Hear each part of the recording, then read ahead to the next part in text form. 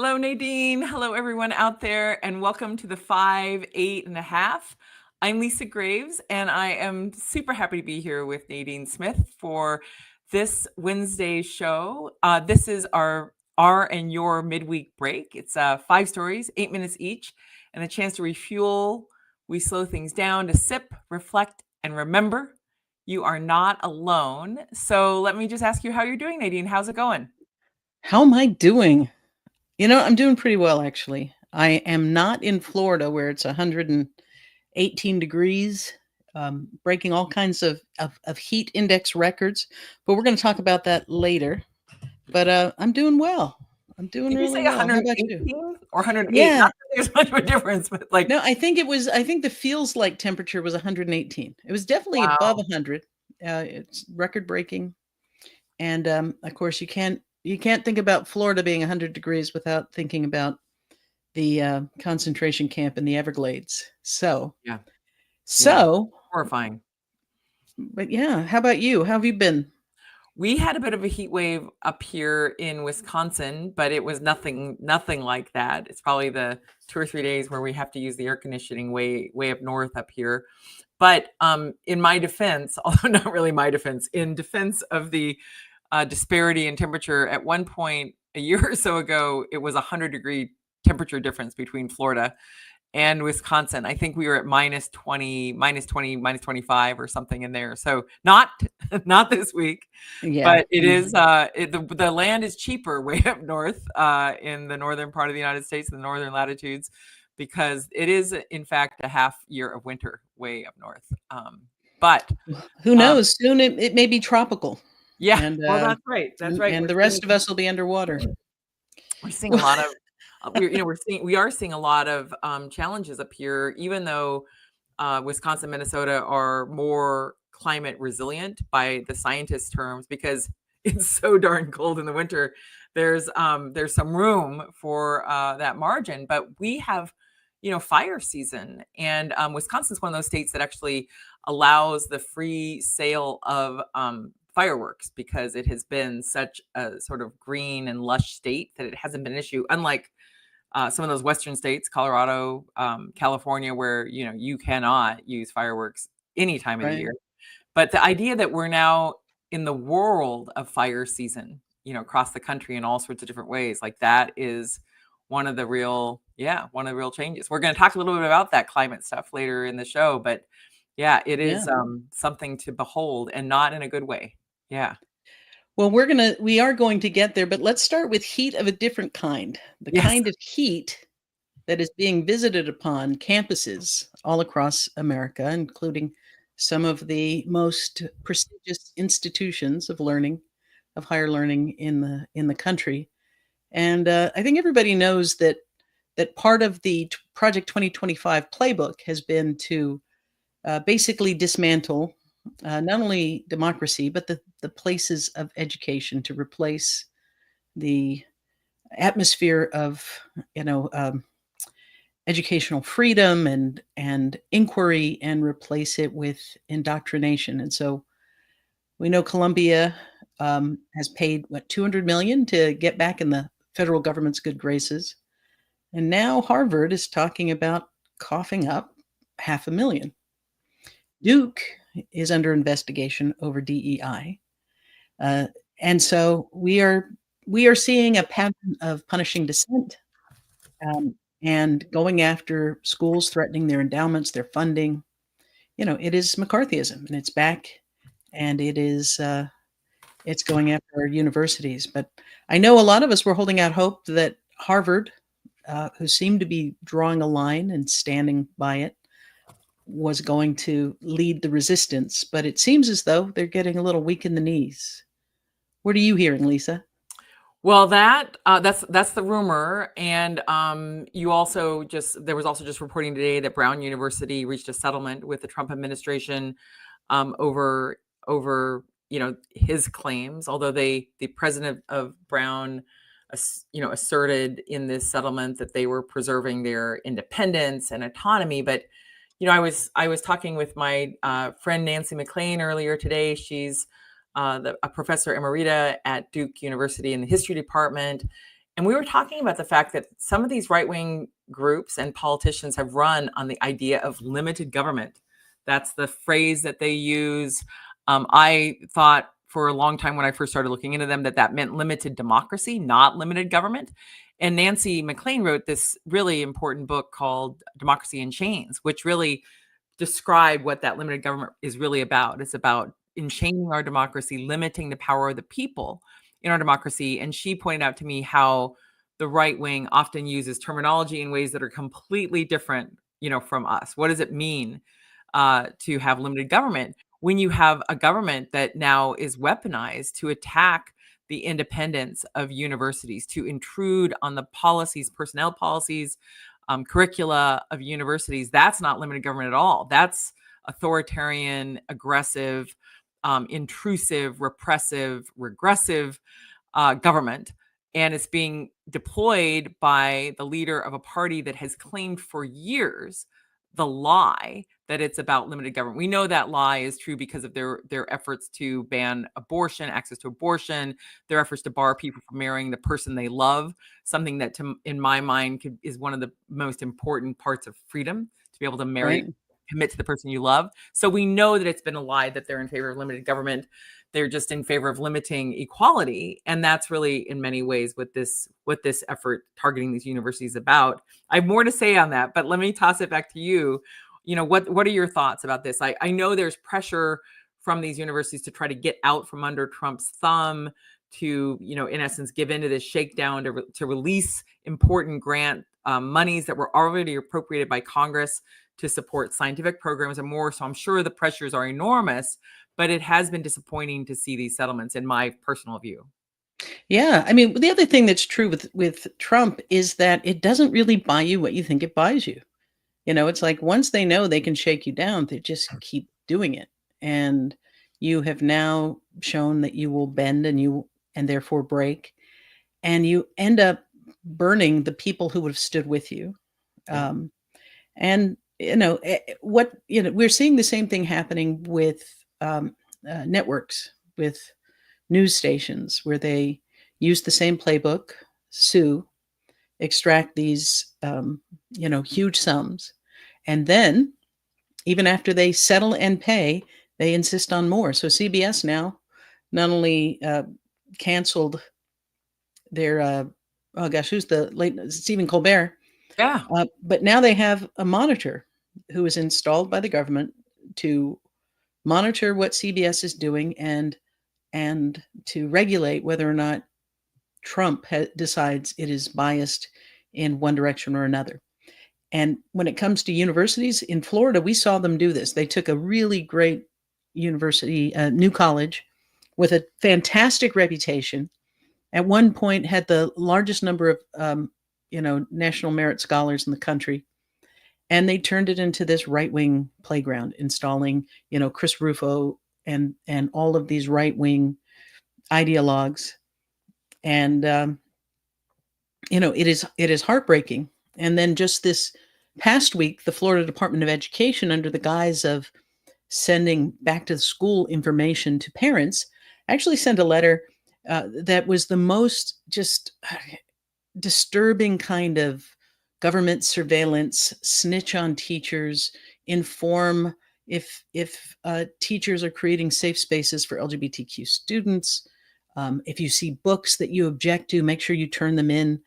Make sure you're monitoring the bathrooms. And like all of this just divisiveness being sent out to the parents of almost 3 million students in the state of Florida.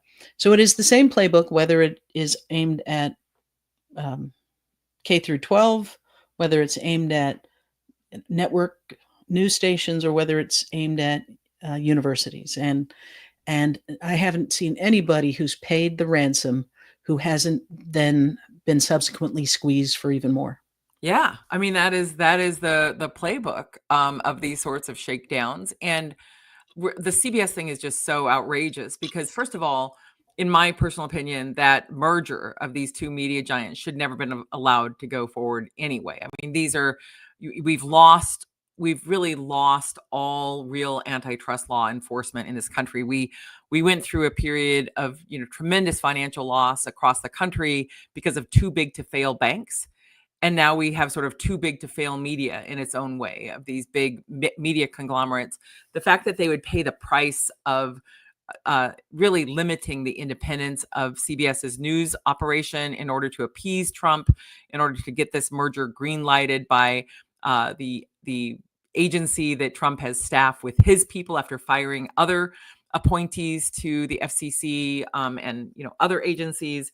It really is just an extraordinary circumstance we're facing. And the longtime executive producer of CBS's 60 Minutes resigned. That was the right thing to do, given the fact that he was no longer going to have the editorial control. Trump's claims about the interview with Kamala Harris before the election last year and her comments about the U.S. relationship with Israel, the fact that they were edited slightly, as all interviews are, for space and time, given the amount of time each segment has on 60 Minutes, it was an outrageous claim for Trump to make to try to get, tens of millions of dollars based on an ordinary edit in an ordinary circumstance. But the fact that they would settle it, and then the fallout of that, the unspoken component of that agreement, or the not express effect, was then this decision to not continue the Colbert Show, and not even to continue the Tonight Show, or not. Is it Tonight Show? The Late Show. Pardon me, the Late Show. Yeah. And to do so, even though Colbert has been wildly popular across the CBS platforms and is well regarded by both his team there at CBS and the public, who really, I certainly really appreciate his monologues. I appreciate satire, but it was like, that CBS would cave and then try to, basically eliminate this important venue for satire and commentary on top of that settlement. Not that was part of the agreement, but just it seems so implicit.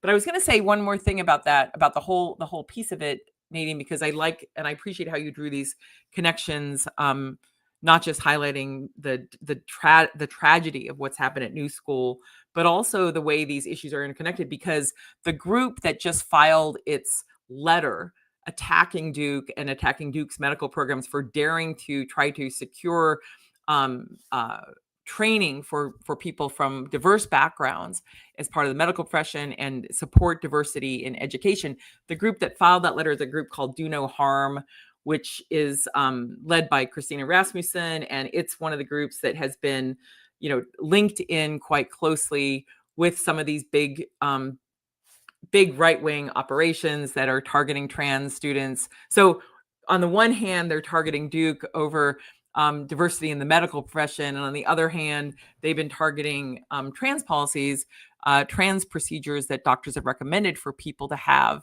based on those personal consultations with their physicians. And so this group is intruding not just on people's personal lives and the decisions of families and their doctors, but they're also trying to dictate the policies at universities and trying to use the U.S. Supreme Court's ruling on admissions as a bludgeon, basically, to attack diversity and equity programs across the board.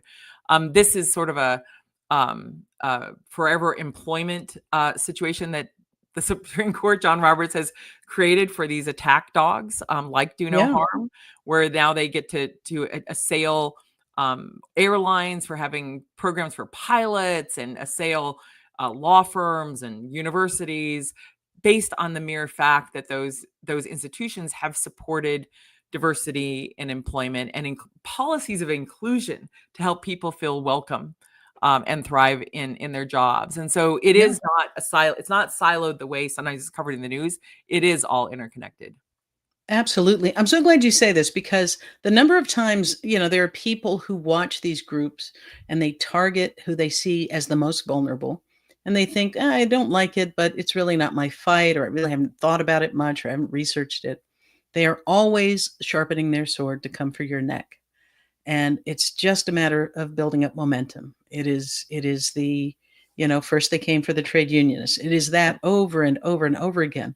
And it is difficult to we often see this on the MAGA side, where people don't care about an issue until it affects them personally, until it's their farm, their unwanted pregnancy, their child, right? But people across the political spectrum are capable of looking the other way if they do not see the direct connection between an injustice done to someone they see as weak and vulnerable.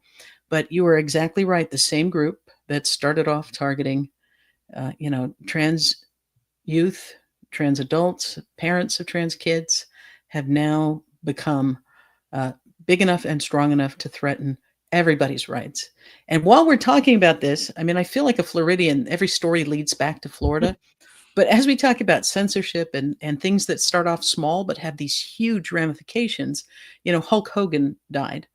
And it's important that people remember that in 2012, there was a gossip news website called Gawker, and they received this anonymous tip about Hogan having sex with Heather Clem, the wife of his friend, and a radio personality in my neck of the woods called Bubba the Love Sponge.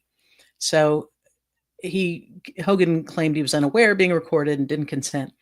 Well, they published a 1 minute and 41-second excerpt of that in October of 2012, along with some commentary, arguing it was newsworthy because Hogan was a public persona and all of that. Well, he took him to court, but what most people didn't know when that lawsuit was filed was that it was secretly bankrolled by Peter Thiel, who at that point, PayPal co-founder, tech investor, and he financed that lawsuit to the tune of $10 million. So even though he had no direct connection to Hogan, he had such a grudge about Gawker because the site had outed him as gay in 2007. And he used this and to go after them and just overwhelm them with his financial ability. And it has become so much of a roadmap.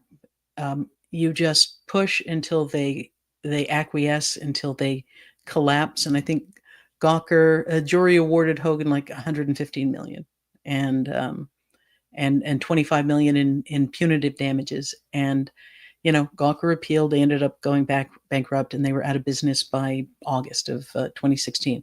But that is the thing that CBS, that Paramount, that all of these folks, they see Gawker as the blueprint, and they know that Peter Thiel can keep adding zeros to those lawsuits until they break them. But the truth is, if you capitulate, what are you anyway? So that's the world that we are living in, and it is a tough pill to swallow. But we're going to have to change the nature of how news is run. I mean, we've been here before with oligarchs controlling the major newspapers and controlling what people can see, and from that arose some of the best journalism, the best writing, the best exposés, the scrappiest news people that the country's ever seen. Yeah, and I can't help myself, and I hope Greg Oliar will forgive me. But what I'm going to say is fact checked, but it is not pleasant. But I personally consider Peter Thiel to be a walking vampire. This is a man who has literally used the blood of young people as transfusions to try to preserve his youth. That's real. This is not made up. What? This is not like, drawing someone's blood from their neck. This is you're not confusing it with the Dark Crystal movie. No, and they would no. Peter Thiel, this billionaire who got lucky by some of those early Silicon Valley investments. He's a person who went to Stanford Law School. I think he graduated in 93 or 94 as a law student. He got connected with some of the sort of right-wing regressive Catholic leadership, even though he's not Catholic there. He made a fortune in eBay or PayPal, pardon me, and some of these other investments. And he is close to a guy named Yarvin, who was recently profiled in the New York Times, who is hostile to the idea of democracy, believes in monarchy, and basically royalty in essence for the Silicon Valley dudes who've embraced his authoritarian agenda. And Thiel not only took out Gawker, as you point out, Nadine, but he is someone who has very hostile views about our democracy. He's someone who, again, is part of this sort of former South African posse, ties to South Africa, Right. like Elon Musk.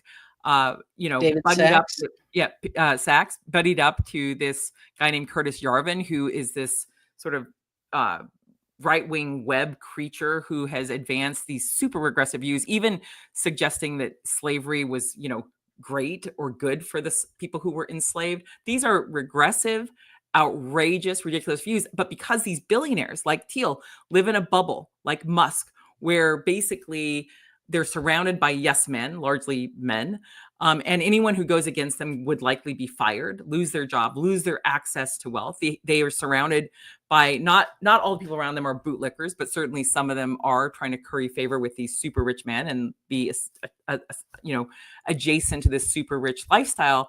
Doesn't mean they have good ideas. The fact that they made money and have accumulated so much wealth, having gorged themselves with this so much wealth, doesn't make them wise, doesn't make them good citizens in terms of supporting our democracy. And in fact, what we're seeing with people like Thiel and Musk is this hostile attack, in essence, on baseline democratic principles. And Thiel now has his sort of hand in the cookie jar through one of his companies, Palantir's involvement in access to our data, the data that the agencies that serve our government programs like Social Security and other government programs that support people that we've paid into to support our baseline financial health as a people. Now Thiel's Palantir operation is in the thick, building on the Doge effort to access data that really belongs to us. And we don't know what they're ultimately going to do with that data. But I will say this. I don't want some, expletive vampire, some tech billionaire vampire dude who is literally trying to extend his life and his youth with the blood of children, young adults, perhaps, certainly other human beings with no reason. It's not like he's getting a transfusion because he's dying and he needs the transfusion. He's doing it for his physical appearance and his health. That is just weird. Let's just in my opinion, that is some weird, can I say shit on here? That is weird shit. I think you're required to. Yeah. Some really weird shit.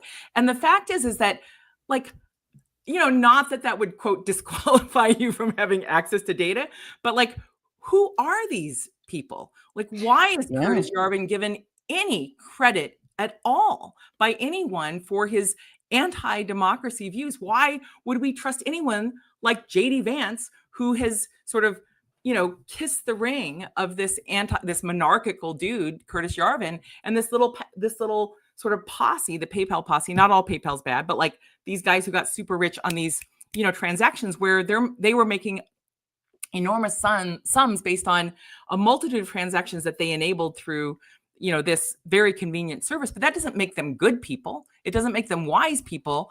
And I just had to do a rant because Peter Thiel, I just cannot believe that he has been allowed to have so much access to influence our government in our democracy. He's one person. I know he's a super rich guy, but I don't think anyone should be wielding that kind of power. And as I said, again, the idea that he has engaged in this process of these blood transfusions of younger people, I find, really repellent. Whew. I love it. Well, I'm right there with you. And I think the other thing that has to be said, it's not just that these guys aren't smart because they're rich. They're rich because they were lucky. They're rich because they exploited labor in Namibia or South Africa under apartheid and parlayed that. But it's also because they're these weirdo edgelord, contrarian for sport. Thiel said, "I no longer believe that freedom and democracy are compatible." Yeah. His whole brand is, I'm the smartest person in the room because he's willing to say what others aren't. But it's your weird, shocking, contrarian opinions are just a really rich person who's bored. You know, he's obsessed with these elite outsiders. There was this thing called seasteading, where they, Yes. creating these floating libertarian city states in international waters, to his funding of far right candidates and fringe thinkers. In fact, the more repellent to him, the more relevant he thinks it makes him. And, so yes, J.D. Vance is a wholly owned subsidiary of Peter Thiel. Yep. But I think they are just, like, it's like Caligula, the sort of idle rich, Yeah. nothing, what food can't you have? What place can't you go? And at what point, I think the vampire analogy is really apt, because at a certain point, what thrill is there in life for you when you can purchase whatever you feel like? And there are people just floating around your periphery, hoping that some crumbs will fall off of your table, or you will favor them. And so, yeah, it's a sick kind of nihilism, that they are willing to crash the entire world. It's not that they don't believe that climate change is real. They just think they'll survive it, and the hell with the rest of us. So that wasn't one of our 5, but I think it Yeah. was Maybe we'll make. clearly we I'll needed change the. to get some things off our chest. We Yeah. clearly Yeah. needed to. I can change that around, but we do want to talk about Epstein, because you were talking briefly about, capitulation.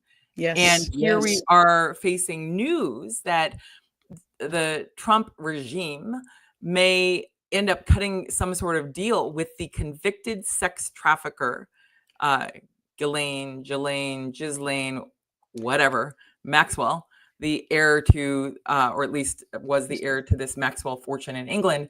But apparently that wasn't good enough for her, because she had to, go hang out with Jeffrey Epstein and procure young girls for his criminal trafficking, his sex trafficking operation. And even though she's behind bars, she's been convicted.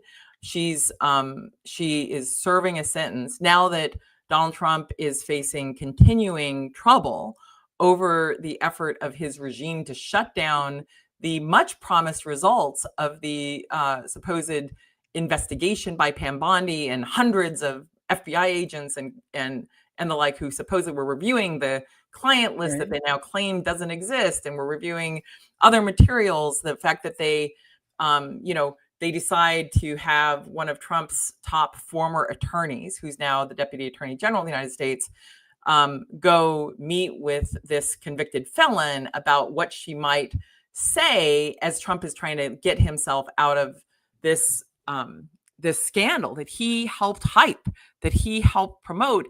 And this comes in the aftermath, we have learned through reporting, that Bondi told Trump that Trump, is in those files numerous times. Doesn't mean that he's in the files for going to the island. It sounds like he probably didn't make it to the island, since he said that he didn't have the privilege of going to the sex trafficking island. But he was, previously on some jet trips with Epstein, sometimes with his family, sometimes not.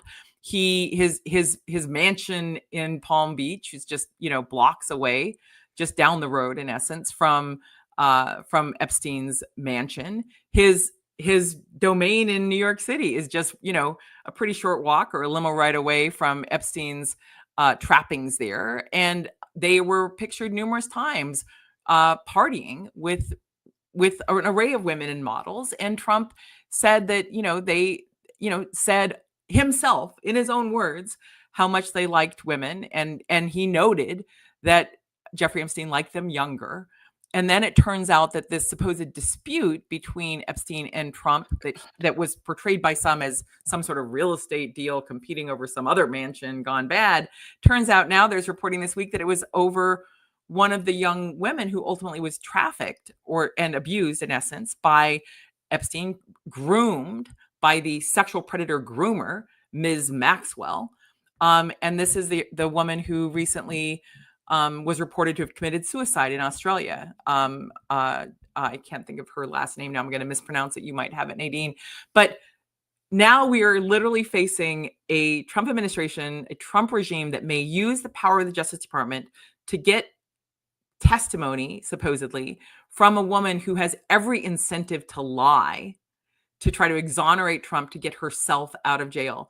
The definition of perhaps one of the most untrustworthy witnesses you could possibly have, not following the procedures that the U.S. attorney's offices typically have, where the attorneys who worked on the case and the FBI agents who built the case are the ones who interact with that criminal defendant about a potential alternative plea or cooperation. To have the second in command of the Justice Department trying to conduct this deal at a time when Trump wants off the hook more than anything almost is like suspicious, doesn't even begin to describe the scenario of the type of seeming corruption that we're seeing play out before our very eyes.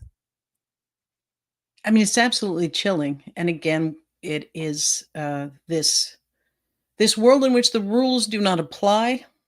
I think it's important that when we talk about Maxwell, we not just talk about her like she's the madam who procured these girls. The victims who are speaking up talk about her as a participant in the sexual violence against them. She is not simply a woman caught between the appetites of powerful men. She was very much a part and parcel of engaging with these men and harming these young girls and young women. And right now, her freedom hinges on whether or not she can help extract Trump from the position he finds himself in, which is he has and his base have made releasing the Epstein files like the Holy Grail. And now we knew that he was in it before Pam Bondi told us. We knew he was in it before Elon Musk posted that on X. We knew. And now for them to do this complete 180 and claim there's nothing there, there's no big deal. Why is everybody freaking out about it? Anyone who's still talking about it is, what kind of weakling are you? It seems absurd, but that has worked over and over again. So of course that's the well that he would go to. But now you have, some pretty horrible characters. It's like when you make Marjorie Taylor Greene think you're gross and disgusting, you've reached a pretty sad depth, right? When Nick Fuentes is calling you out, I refuse to say that I'm agreeing with these people. I'm just saying that they've bumped up against some actions so egregious that not even they are capable of covering it up. But yeah, she is his get out of jail free card. And talk about the fox guarding the hen house. To have Trump's DOJ meet with her privately, and God knows what they've offered, what they've called on her to say. But I think that enough, people have the smell of rat has filled the air, and every day that passes, it's harder for them to figure out a way to square how often Trump is in that circle. And, for years, there was this rumor that he and Epstein were so close, they even shared a girlfriend. And I can't help but think that what they're actually talking about is Virginia. I can't pronounce her last name either. It's like Giuffre. She's actually an American who became an Australian citizen. She started the group SOAR. It was about survivors of assault and rape to speak out. And you have a lot of the women who have been speaking out, making a point of saying and doing videos saying, I am not suicidal. If anything happens to me, know that it was not by my own hand. Given Trump's ties to Putin and the, people have a tendency to suddenly commit suicide or fall out of hotel windows. But yeah, we are in this moment now where, I can't help but think about I cannot help but think about the Supreme Court hearing for who was the last one? Oh, Kavanaugh. Yep. Right. Well, right. Amy Coney Barrett, but Kavanaugh. Yeah. Before. Right. So the Kavanaugh hearings where America listened to the woman who accused him of sexual assault, Yeah. found her incredibly credible, found her, contemporaneous notes, Right. friends that she spoke to in real time. And at the end of her testimony, people were like, wow, she was really credible. And then Kavanaugh sat there and wept and raged and, got super irrational and emotional. And basically, the verdict was, yeah, he probably did it, but, that shouldn't hurt his ambitions. And it really took a highlighter to the fact that even when they believe you, even in those cases where they believe you, it's still not enough to Yeah. create a pathway for justice. So this is the reckoning. Are we going to finally actually deal with this country's long history of sexual violence towards uh, young women and children? Or is this, I said Caligula earlier, and I stand by that. Yeah. That is the ethos of these elites who think that the rules of the world do not apply to them, and they have lots of evidence to back that up. Well, I really appreciate your raising the Brett Kavanaugh nomination and confirmation, that very narrow confirmation that was made possible in part by Susan Collins of Maine, who betrayed her supposed commitment to women's rights and abortion access by voting for this man who was credibly accused of trying to sexually assault his classmate. Dr. Christine Blasey Ford testified compellingly. But the part of the thing, on the one hand, this thing has changed. On the other hand, it hasn't changed, because we had a president who himself has been accused numerous times of sexual abuse, and then subsequently was actually found to have committed sexual abuse by a jury and a judge. And that man, as president, refused to withdraw the nomination of another man who'd been accused of being a sexual predator.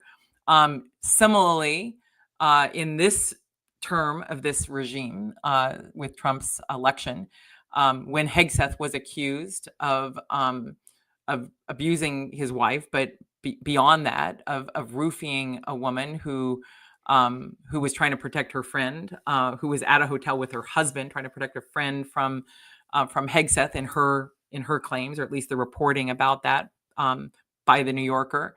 Trump stood by Hegseth. And so I had a hashtag, which was WWASAD, which was, what would a sexual abuser do? This. That's what Trump does. What would a sexual abuser do? He would do this. He would say things like about Ghislaine Maxwell, who Greg pointed out in the comments, her father passed away. He had a media empire, but was facing fraud charges, and apparently was lost on a yacht many years ago. But she was at the time early in her life an heir to this media fortune.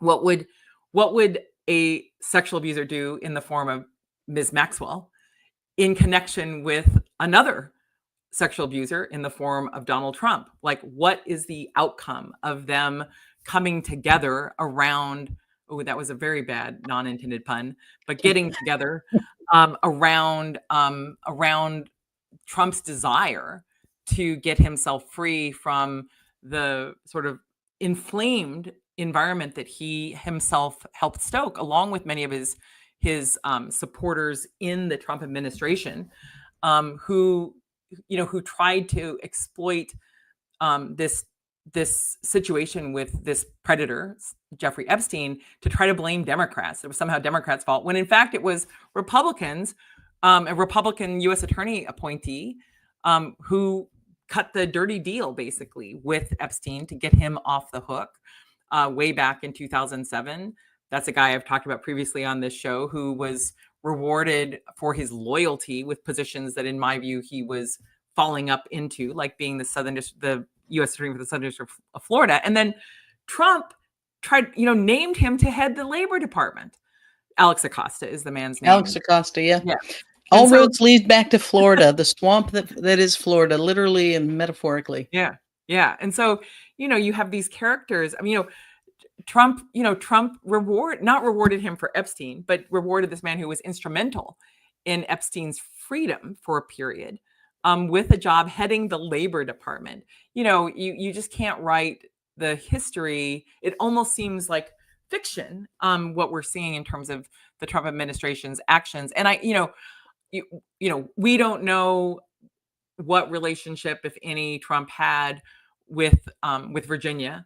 But we know that she worked at Mar-a-Lago, and we know that she then was recruited by Ms. Maxwell for being a masseuse to Epstein, and that she testified or attested courageously to her treatment.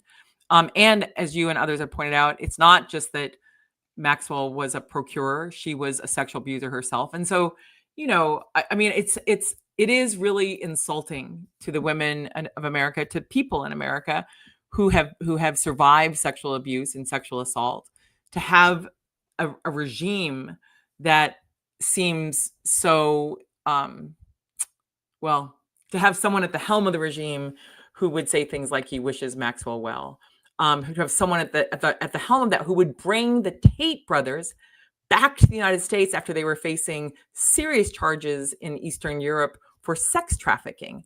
And yet you have these individuals who are fans of Trump, who believe that he's going to protect them from, sexual abuse rings, who believe the nonsense that QAnon put out there about, supposed sex trafficking rings that Democrats were involved in at pizza parlors that don't even have basements.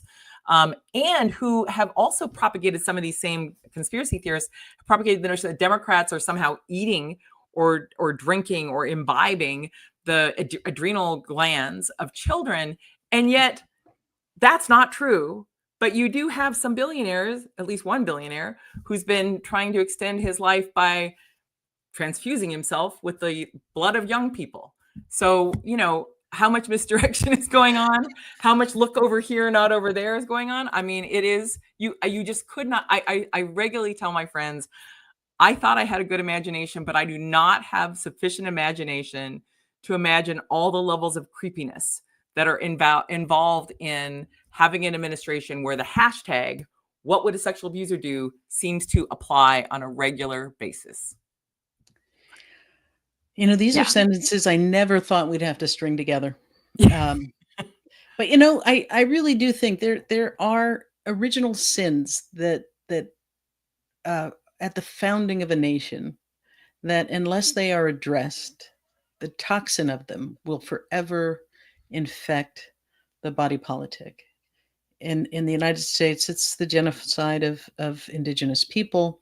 It is the enslavement of Africans, and it is the cruel subjugation of women.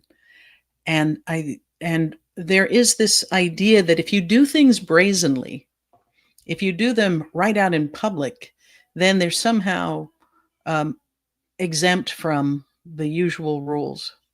If you accept a bribe in broad daylight, or if you say and affirm all of these inappropriate things about young girls on Howard Stern or in interviews, that it's almost like this message that if I were actually a predator, I never would say these things. It would be too obvious. But it's the opposite of the psychology of grooming people. You do it out in the open to normalize it. You say these things to normalize them. And I think part of what ends up happening is too many, particularly men, they have to think to themselves, if he's held to account, are there things in my background upon reflection that felt at the time as just part of the way of the world, just part of the, boys being boys, harmless, innocent, but, because that was the backlash to the Me Too movement. It was this idea that, hey, you know what? If they're held to that standard, what might be brought up 20, 30 years later that I won't be able to stand in that bright light. And so it becomes harder and harder to uproot these things from the worst people because of that little part of people who don't fit into that category, but might have to reckon with behavior that is at least embarrassing and possibly worse. And I think that is part of the Gordian knot we find ourselves in politically. Yeah, I agree with that, Nadine. And I've written a little bit about this in my book that's coming out soon. But I thought about it a lot during the Christine Blasey Ford testimony and the aftermath. And I was involved in trying to block Kavanaugh's nomination because a number of files of mine were taken by a Republican staffer and ended up in Brett Kavanaugh's files at the White House, though he denied when he was nominated to the DC Circuit Court in 2004 and then again in 2005, 2006, that he'd received any of those files. And we learned that he in fact had. But then when the news broke about what happened to Dr. Christine Blasey Ford and then her testimony under oath, along with his denial, his heated denial, that became the story around Kavanaugh, not the receipt of stolen files and lying to the Senate repeatedly. At the time, I called for Brett Kavanaugh not just to be not confirmed to the Supreme Court, but to be impeached from the DC Circuit, and was the first person to call for his removal from any judicial position whatsoever. But, when I sort of switched gears to look into what was going on in terms of Dr. Ford's testimony and the reaction to it, and the reaction by some men I've known over the years, not that many, but a couple, this idea that this was all out of control, that they might have done something, or they may have made a pass at someone and would be accused of sexual assault. What occurred to me was that one of the big lies in our society that has permeated deeply is the narrative of the false accusation, the woman who falsely accuses rape. And in fact, the reality of crime reports of not reported crimes, but then reported rapes, the reality is that we actually do not have a substantial problem with false accusations. We have a massive problem with false denials. That almost every time a man is accused of sexual assault or rape, he denies it, even when there's compelling evidence that he did it. That the dominant narrative, if reality were aligned with the rhetoric, is that we would have a conversation about the prevalence of false denials by powerful men, rather than the notion, the specter of false accusations by women who have survived this predation. Well, we have wandered into the territory of the Supreme Court. And with that, I would like to sort of introduce our guest for tonight, because I definitely want us to get to this segment. And our guest tonight is Lisa Graves. We know this sounds like cheating, but it's not. We're going to do this. We're going to do this. A fearless watchdog, a legal strategist, and one of the clearest voices exposing how power really operates behind the scenes. So you've been a former chief counsel in the U.S. Senate and a Department of Justice official, and now you're executive director of True North Research. And if you've read about dark money, corrupt courts, or Alec's quiet rewriting of laws, odds are that Lisa Graves was somewhere behind the scenes pulling back the curtain. So Lisa, welcome to the show. Welcome to the guest chair. I'm really excited to be here, although I'm a little nervous because you're very prepared, Nadine. I am. That. And you're about to be in the hot seat. Okay. But so anyone who's listened to the show, they know you bring receipts, and they also know that you are very, very passionate in talking about not just the Supreme Court, but with Justice Roberts, this Roberts Court in particular. And I want to ask you, your book Without Precedent, you really are taking on just what a corrosive influence Roberts has had on our country. And you've been tracking this for years. But what is it that first got you into this, line of thinking? There's so many bad actors on the court, but you have zeroed in on Roberts, Chief Justice Roberts, for really specific reasons. He styled himself as a moderate and institutionalist, all of those things. Talk about what led you to write this book and to cultivate the fiery passion that you have about exposing the dangers of the Roberts Court. Well, thank you for that question, Nadine. You know, I when I was the chief counsel for nominations for the Senate Judiciary Committee, I was the advisor to Senator Patrick Leahy when he was the chairman and then ranking member of that committee.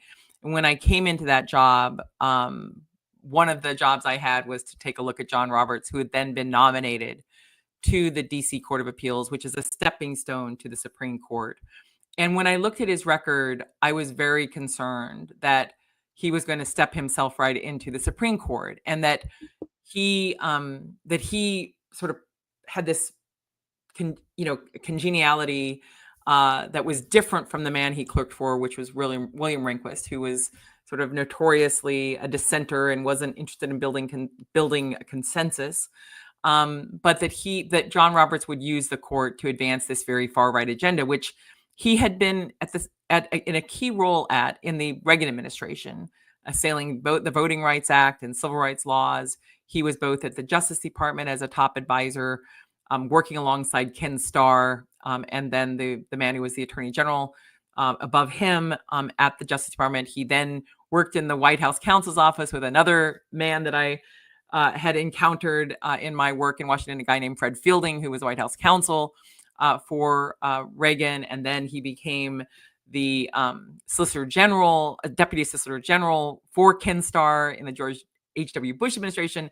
And I used to say that before this Supreme Court nomination, the luckiest thing that ever happened to John Roberts was that Bill Clinton got elected, and he had 8 years to spend in private practice to increase his financial fortune and try to clean up his record. So his record to me looked like a talking points record.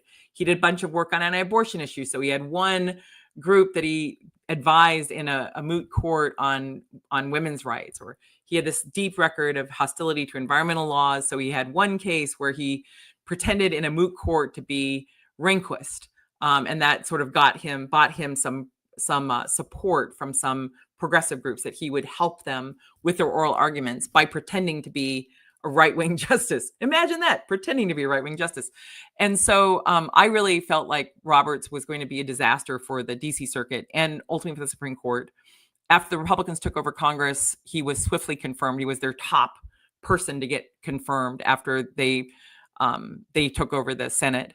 And when he was confirmed, I asked my boss, Senator Leahy, if I could ask Senator Reid, who was the whip for the Senate Democrats, if we could not have a recorded vote on Roberts, because I was so certain that if there were a vacancy on the Supreme Court, he would be confirmed. And if it happened quickly, which we were anticipating because Rehnquist had been in ill health, that these members would have just voted for Roberts on the record. It would be very difficult for them not to vote for him again for the Supreme Court. And so when after Senator O'Connor announced her retirement in 2005, and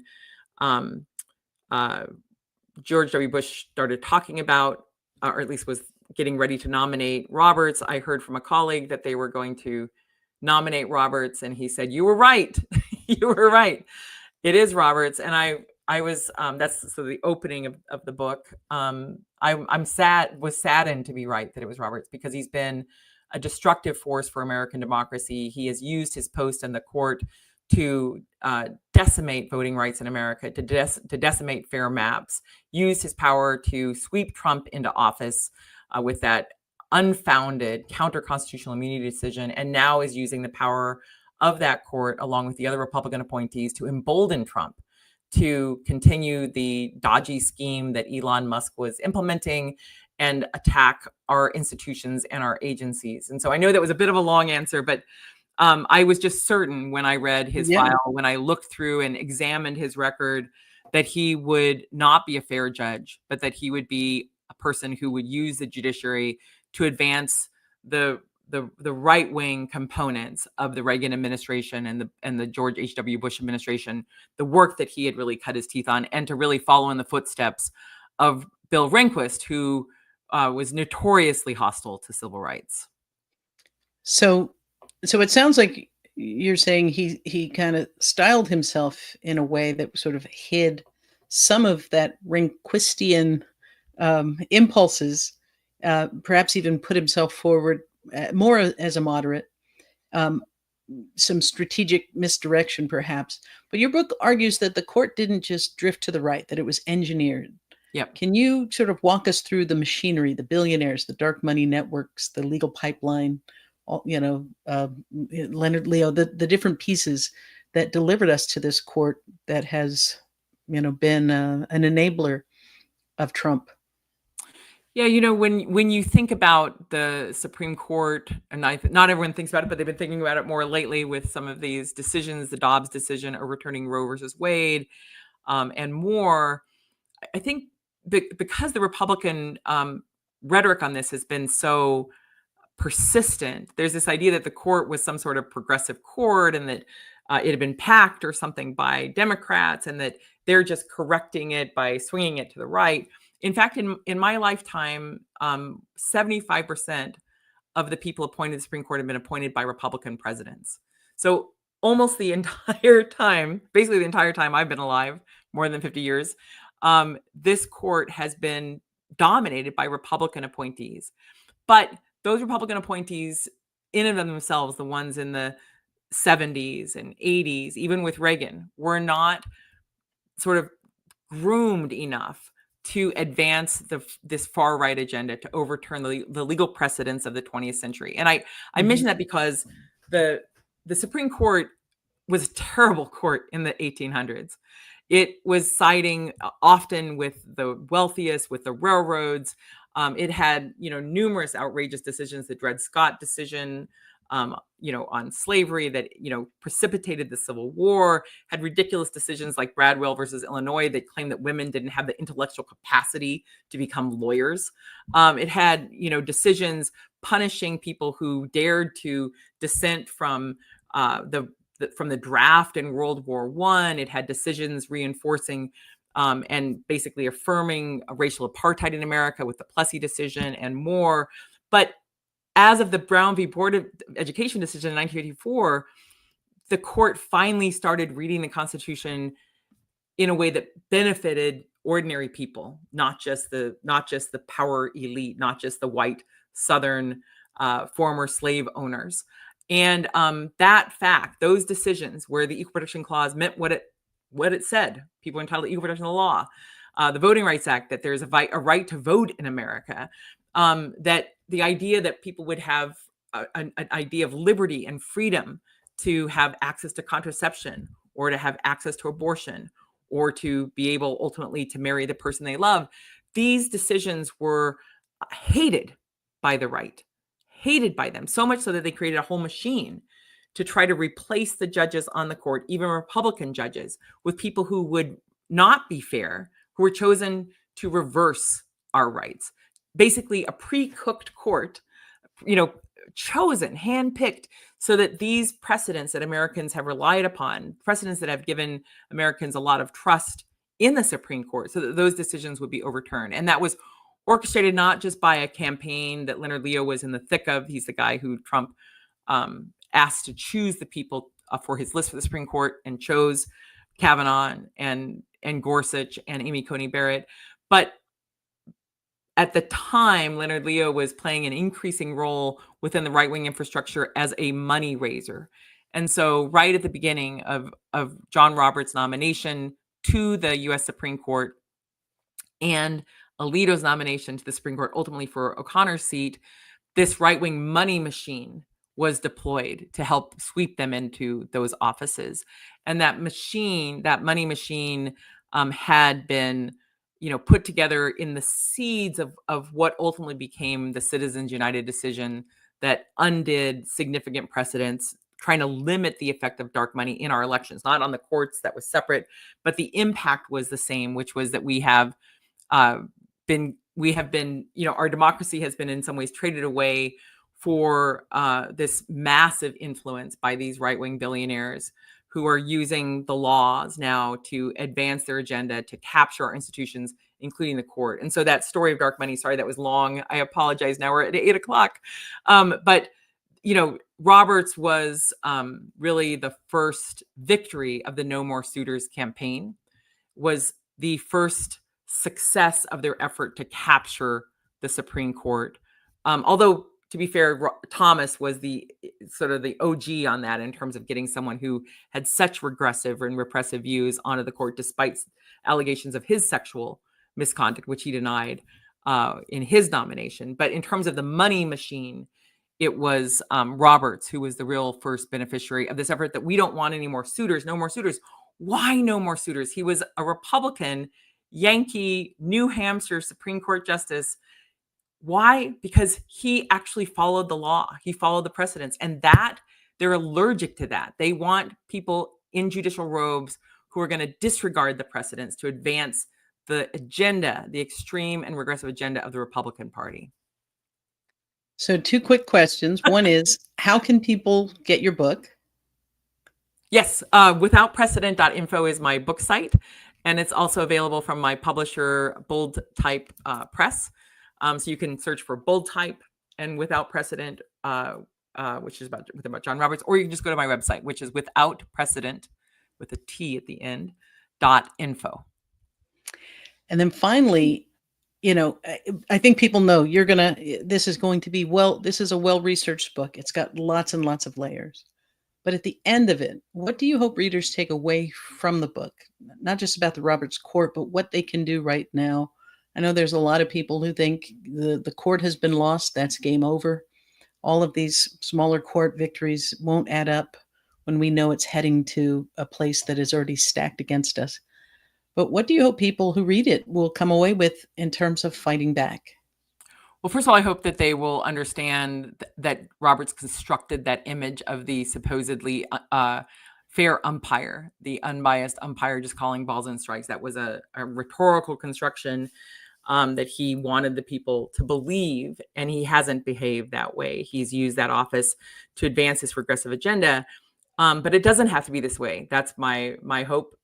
It doesn't have to be this way. We can change it. We have to change it. If we do not reform the court and build Congress willing to put in term limits and other limitations on a court that is out of control, Roberts and his Republican appointees will continue to destroy our rights for a generation.